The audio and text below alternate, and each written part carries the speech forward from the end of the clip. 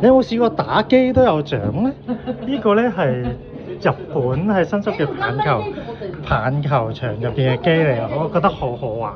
咁咧淨係需要100 yen 啦，入邊度咧？入呢度，跟住然後咧就係咁樣啦。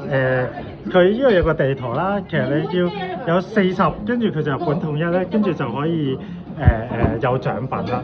咁你就靠呢個即係彈珠機。彈珠機每次咧就決定捉嘅次數，跟住而家彈啊！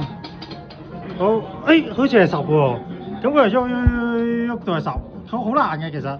最好咧就係嗰啲幸運輪咧就可以即係呢個再轉睇下有冇機會。跟住如果你落到去16啦、20啦同埋26同埋3咧，你就可以多一次幸運輪機會。咁又嚟咯，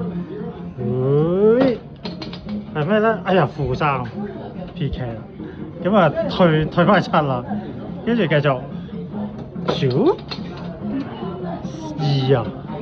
啊！而家去咗9啦，哎呀，玩得好差。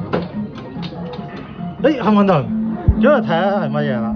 第一個咧就係3，跟住咧就係嗱，你見到呢度乘10乘3，咁我行9步啦自己。跟住如果去到40咧就有獎品攞啦。咁佢有6次嘅，而家可能剩翻2次。哎呀，行得2咋？去到20咧佢有獎喎。咦，有機會攞獎喎。喂，決戰即係咩咧？我都未試過。哇，10啊！即係可能即刻攞獎喎，係咪咧？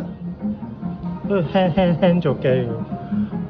我有冇禮物咧？即係你話再整多次，我都未試過。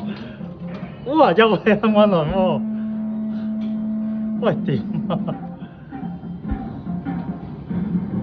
乘3，即係喐9。但係點解我上次嗰個決戰，我而家去咗邊啊？可能決戰係，哇，可能係退後。佢又自己彎到，喂10啊！哇，乘3乘2，點啊？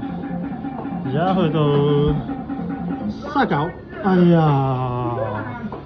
跟住就係咁樣引我狂玩啊！就係39揸盤。